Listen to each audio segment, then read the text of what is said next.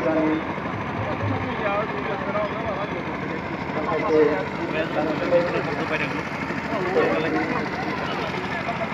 फोरनि दानबोनायाव आरो बाक्सा जिल्लानि आरो आफादनि मददजों दिनै बेवहाय बाथौफुरिनि गेलेग्रा फोथाराव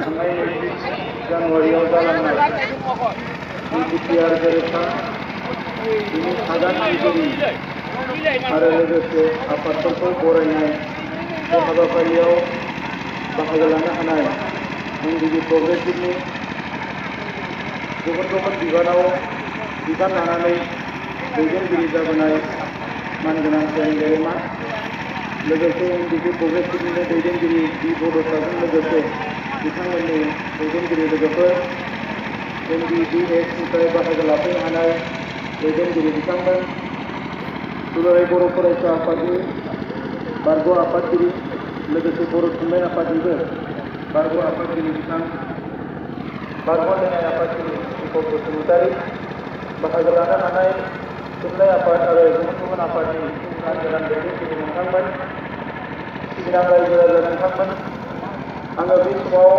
बाहागो लानो हानाय साफ्रोमनोबो गोसो गोरबोनिफ्राय अननाय आरो सिबिनायखौ बावहरबाय। এই সময়ত আমার এই আদরণীয় সভায় উপস্থিত হব পৰা আমার বাক্সা জিলার বিভিন্ন দল সংগঠনের নেতৃবৃন্দ বুদ্ধিজীৱীসকল শিক্ষাগুৰুসকল শ্ৰদ্ধা ৰাইজ আৰু সাংবাদিক বন্ধুসকললৈ মই এই সময়ত উদ্যোক্তাসকলৰ হৈ আৰু সকলো চুক্তিত স্বাক্ষৰ কৰা দল সংগঠনৰ হৈ আপোনালোকক নমস্কাৰ জনাইছোঁ আৰু আজি ইয়াত উপস্থিত হৈ এই সভাখন সফল কৰাৰ কাৰণে মই আপোনালোকক ধন্যবাদ জনাইছোঁ। सिबिनां रायजोफोर गिबियावनो आङो बे गोलाव सम बड'लेण्ड सोमावसारनायाव मुंख्लं जालांनाय साफ्रोमबो मुंख्लंफोरनि जिउ सोलेरा अराय आलो गोजोनै सोरगोआव थानो हाथों बिनि थाखाय आं गिबियावनो आर'ज गाबबाय। नैथियाव बड'फा उपेन्द्रनाथ ब्रह्मनि जि सोरगोआरि जिउ सोलेर बेबो अराय सम सोरगोआव आलो गोजोनै थानो हाथों आरो जोंखौ बर' माहारिखौ जौगानायाव बिथाङा अराय सम थुलुंगा हरनो हाथों बिनि थाखाय आङो बे समाव गोसो गोरबोनिफ्राय खुलुमनाय बावहरबाय। नोंथांमोन बयखौबो बे समाव आङो गोसो गोरबोनिफ्राय हामलायनाय बावहरनायजों लोगोसे आङो खुलुमनाय बावहरो आरो लोगोसे आं निमाहाबो बियो बे थांनाय समाव थामथि खोलोबनि जि सोमावसारनाय जादोंमोन 2010 मायथाइनिफ्राय जोङो मुसलपुराव बरमायाव गुबुन गुबुन जायगायाव रेल साइथिङाव नेशनेल हाइवेआव जिरायनानै गोबां आन्दलन खालामदोंमोन आरो बेवहाय नोंथांमोना साइकेलजों थांनानै गावबा गावनि पकेटनिफ्राय फैसा गारनानै बेवहाय बाहागो लाहैदोंमोन आरो नोंथांमोनाबो जोबोद खस्थ' जानांदोंमोन। बे सान्दुं खामजानाय अखा सिजानाय आरो उखैहाब गांहाब बे सोमावसारनाय बेवहाय गासैबो जोंनि हांख्रायनाय बायदिनो बिथांमोनाबो बाहागो लाहैदोंमोन। बे बाक्सा जिल्ला एसपि आरो दखराफोर एनडिबि प्रग्रेसिभ आरो गुबुन गुबुन आफादनि हांख्रायनायाव बिथांमोना बाहागो लाहैदोंमोन बिनि थाखाय आङो नोंथांमोननि खाथियाव खर' गंग्लायै खुलुमनाय बावहरबाय। दा मानगोनां रायजोफोर दिनै जोङो जेखौ मोन्दों बिनि थाखाय नोंथांमोना रंजानायनि मोन्थाय दङ मानोना बेखौ नोंथांमोना जोबोद खस्थ' खालामनानै जों बयबो खस्थ' खालामनानैसो मोननाय जिखौ जों मोन्दों बे मोननायखौ लानानै जोङो दिनै नोंथांमोननो फोरमायनांगौनि बिबान दङ मानोना नोंथांमोना जोंखौ फोथायनानै राजा लामायाव फैदों नोंथांमोना जोंखौ फोथायनानै रेल लामायाव फैदों आरो नोंथांमोना मा मोन्दों मा मोनाखै दिनै वाट्सएपआव फेसबुकआव टिभिआव खौरां बिलाइयाव एबा गावबा गावनि न'खरावबो सोरबा लेखा बिलाइयाव मोनदोंब्लाबो जोंहा बे सोमावसारनायाव बिबान लाजानाय हिसाबै नोंथांमोननो बे बाथ्राफोरखौ रोखा रोखा फोरमायनांगौनि बिबान दङ। दा बेनिखायनो मानगोनां रायजोफोर आङो बाक्सा जिल्लानि बे जायफोर बिथांमोना बिशोमजोर बसुमतारी बिथां नगेन बर' बिथांमोना आरो माखासे दैदेनगिरिफ्रा बे हाबाफारिखौ बानजायनायनि थाखाय आं बिथांमोननो साबायखर बावहरो। दा मानगोनां रायजोफोर बर' हारिनि जि सोमावसारनाय बर' हारिनि जि जांख्रिथाय बियो गोदान बाथ्रा नङा। थांनाय 30-40 बोसोराव बर' हारिया गोब्राब थासारिजों जुजिबोदों। बे गोब्राब थासारिजों जुजिबोनानै BSC मोनदों, BTC मोनदों आरो दिनै BTR मोनबाय। साननैसो सिगाङाव सोरबा बुंदों BSC आव सागान होग्रा मानसिफ्राबो बुंदों बे BTR जेबो नङा। सोरबा सोंखारिदों बेवहाय मा मोनखो, जेबोखौनो मोनाखै। बायदिसिना राजखान्थिनि लिडारफ्राबो बुंदों बेवहाय जोङो जेबोखौनो मोनासै, मा मोनखो। दा बे गासैबो खोथाफ्रा राजखान्थिनि खोथा। सोरबा बुंदों मानो आर'नाइ गाननांगौ, आर'नाइ गाननायखौ लानानै सोरबा रागा जोंदों, बायदिसिना खोथा बुंदों। दा मानगोनां रायजोफोर, जोङो जेरै जोंहा दुखुनि समा जोंहा जोबनो गैया, जोंनो सुखुनिबो सम नांगोन। जोङो जेब्ला सुखुनि रंजानायनि सम मोनो अब्ला जोङो रंजानायनि खाबुखौ लानांगोन। आरो दिनै बियो बर' हारिनि थै आरो गोलोमदैजों मोननाय जोंनि फिथाइखौ लानानै जोंहा रंजानायाव जेबो गोरोन्थि गैया। आर'नाइ गाननाया गिदिर खोथा नङा। नोंथांमोननि खाथियाव फैनानै दिनै जोङो आखाइ खबजबनानै नोंथांमोनखौ खुलुमनो फैदों। जायफोरखौ जोङो बे सोमावसारनायाव रायज्लांबाय, ओरै थां ओरै फै, गोबां खस्थ' जाहोबाय, बिथांमोननियाव जोङो निमाहा बिनो फैदों।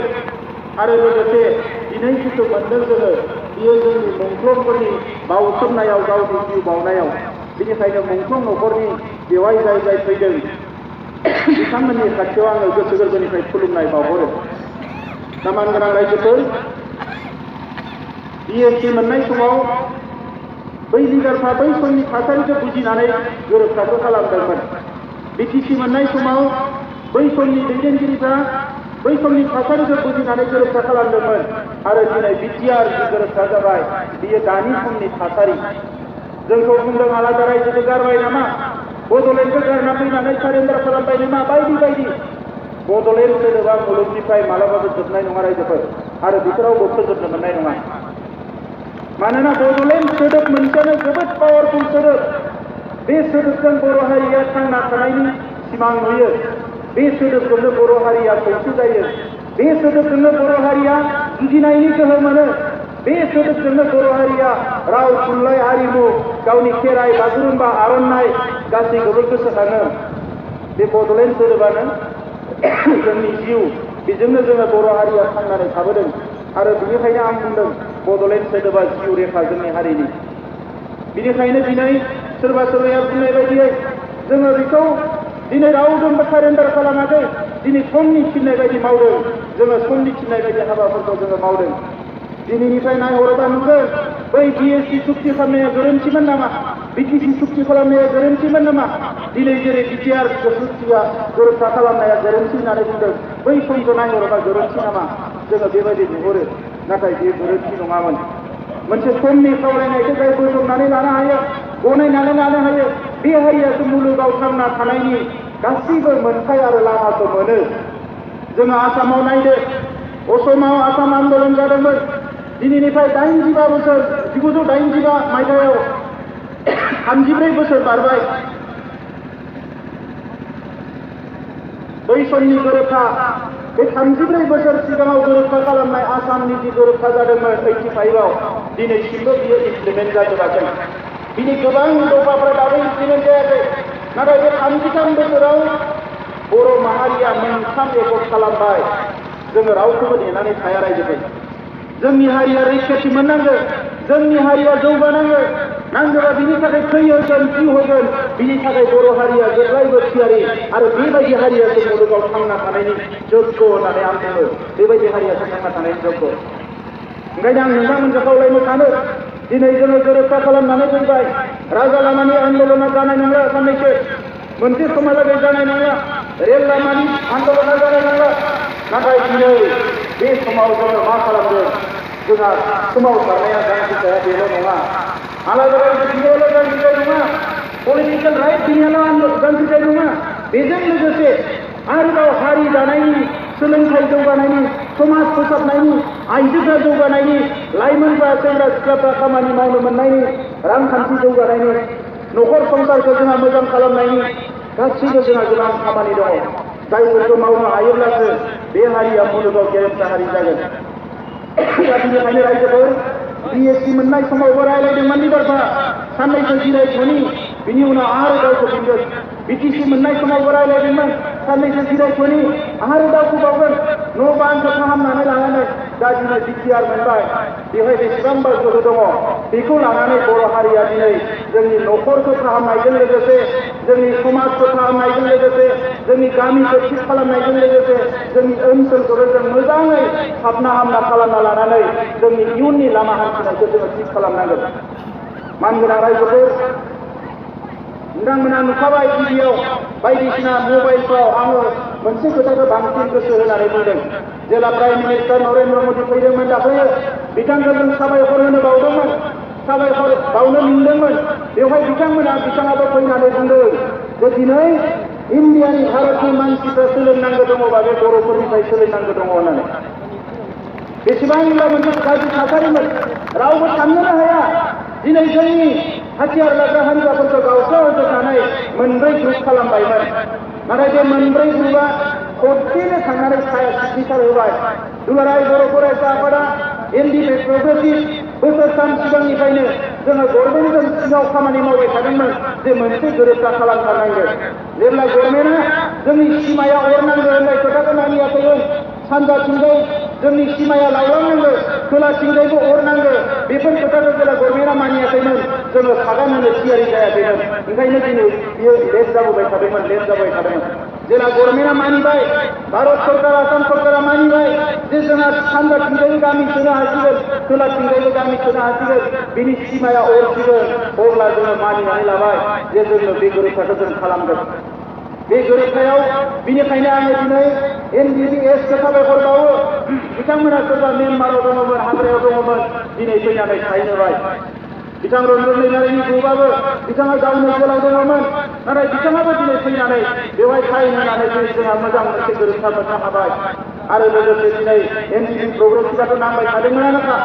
दिनै जि थासारियावनो थाया मानो बेनि गेजेरजों जोङो पार्मानेन्ट पिस, अराय मोनसे गोजोन लाबोनो हाबाय।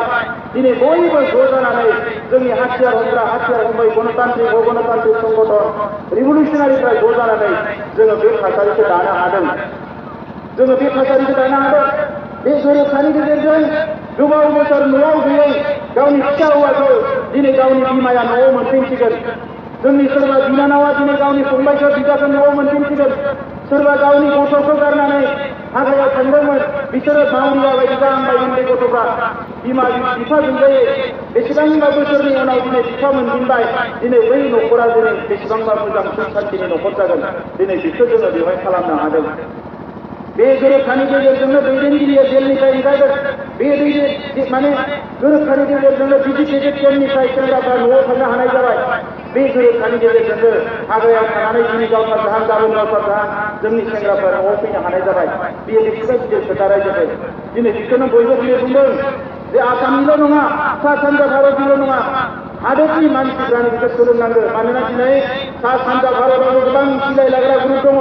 बोसोरनि उनाव बोसोर रायलायदों, बिथांमोना गोरोबथा खालामनो हायाखै। जम्मु काश्मीराव बेसेबांबा बोसोरनिफ्राय दावराव जानानै दङ, दासिमबो बिसोरो सान्थि खालामनो हायाखै। इन्डियानि मोनब्रै गासै 11टा स्टेटआव नक्सालाइट माओवादिफ्रा दङ। दिनै आदिबासिफोरनि गेजेराव सोलोंथाइया गाज्रि बेसेबांबा गोग्लैसोबाय, रांखान्थिया गोग्लैसोबाय, बायदिसिना बिथिङाव दिनै बिसोरनि समाजफ्रा थेर-बेथेर जालांबाय। नाथाय थेवबो दिनै सान्थि लाबोनो हायाखै। आरो सम थानायावनो दिनै जोङो बयबो खौसे जानानै बे गोजोनखौ लाबोनो हाबाय। बे जोंनि थाखाय बेसेबांबा गिदिर बाथ्रा।